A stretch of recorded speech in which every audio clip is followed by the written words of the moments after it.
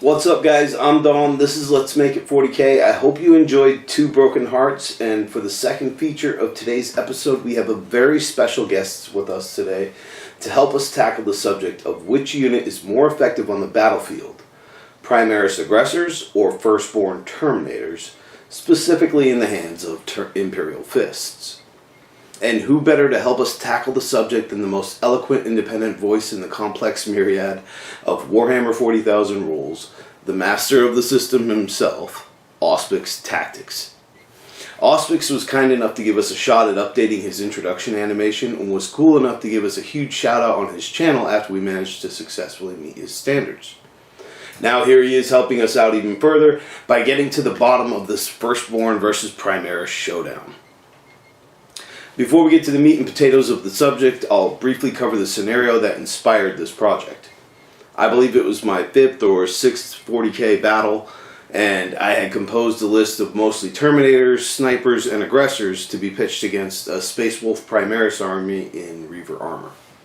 It was early on in the battle that the Terminators started doling out loads of damage, whereas the Aggressors struggled to close the distance in time to make much of an impact on the battle at all. By the time everything was said and done, the Terminators had done most of the dirty work and the Aggressors had minimal involvement in the battle at all. So this brought my perspective, at the start of this project at least, to be that the Terminators are stronger in defense, have longer ranged weapons, and better maneuverability over the Aggressors, making them, combined with the exploding sixes, ignoring cover, massive range, and a captain's reroll buff, makes for a devastating sweep of fire that I don't think the Aggressors can contend with early enough in the game to be worth it when played with Imperial Fists. Things, of course, have been shaken up a bit since the start of this project with the data slate, of course, but the final word on the subject lies with the master himself, and so without further ado, I present to you Auspex Tactics. Thanks, Don. I appreciate the invite on the show, and I really love the stop motion. A massive thank you to you guys at Let's Make It 40k for this snazzy new intro to my channel. I appreciate your technical wizardry of the Omnis Eye with regard to graphic design.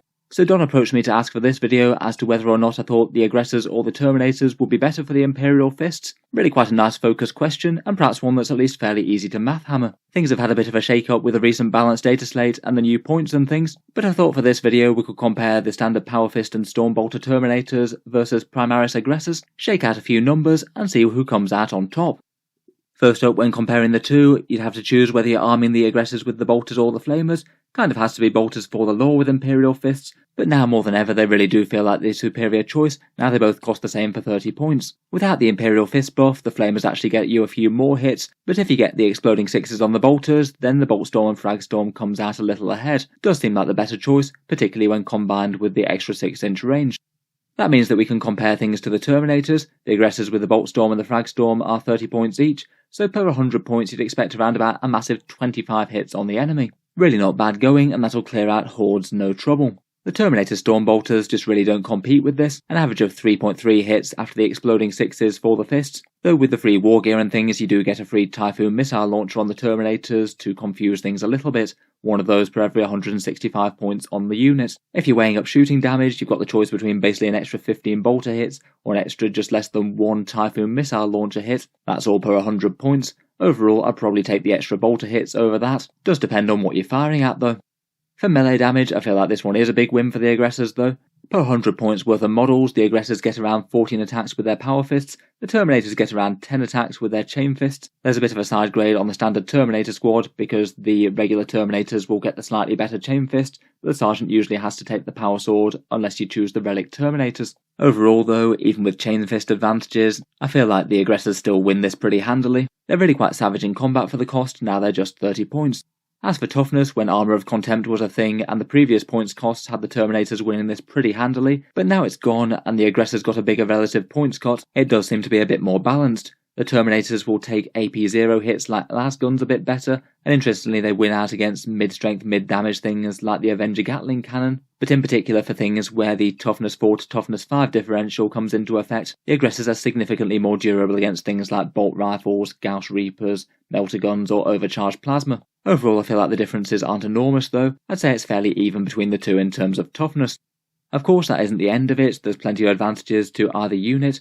Aggressors can be taken in smaller harassment squads if you want. They can take transhuman physiology and unyielding in the face of the foe and gene-wrought might. The Sergeant doesn't have to take the power sword, and they can get around their slightly shorter range with their advance and shoot option. For the Terminators part, they can deep strike. They're perhaps a bit better for any stacking saves options like the Imperial Fists have with a couple of stratagems. They've got slightly better range, particularly with the missiles, a +1 to hit stratagem, and the options for things like heavy weapons, teleport homers, and mass chain fist depending on what variant of Terminator that you use. I feel like they both have their positives and negatives here. Out of all of these though, I do feel like access to transhuman physiology is a particularly nice one. Overall, based on damage, defense and durability, I probably would give it a slight win to the Aggressors. I feel like they've got the better range and melee damage output, while being kind of similar in terms of durability and utility. Aggressors do look pretty hot with the new points update, I think. Of course, there is always the other option of Centurions, slightly more raw shooting power at 12 inches, very slightly beating out the Aggressors. Overall though, I'd probably still say that the Aggressors win out over these guys too. Their melee is a bit of a side grade, being better against heavies but worse against light targets. They have fewer synergies without the core keyword, and I'd actually say that they're less durable than the Aggressors now, as they cost double the points despite their toughness upgrades. In any case, thanks for the question, Don. Really quite fun to do a bit of focus math hammer comparing a couple of specific units.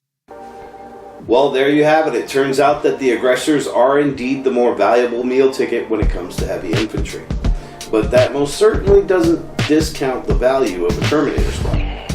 Hey, thank you guys for watching. If you haven't liked, shared, and subscribed yet, obviously that will be greatly appreciated if you do. And if you haven't done the same for Auspex Tactics channel yet, you're totally missing out on one of the greatest 40k channels out there. So if you can be sure to support him on his channel, that too would be appreciated. You guys are going to want to follow along with his channel if you would like to see the conclusion to Two Broken Hearts as well, since we were planning to share the last piece of the stop motion there. Hey, once again, thanks for watching, guys. I'm Dom. This has been Let's Make It 40k, and I will see you guys later.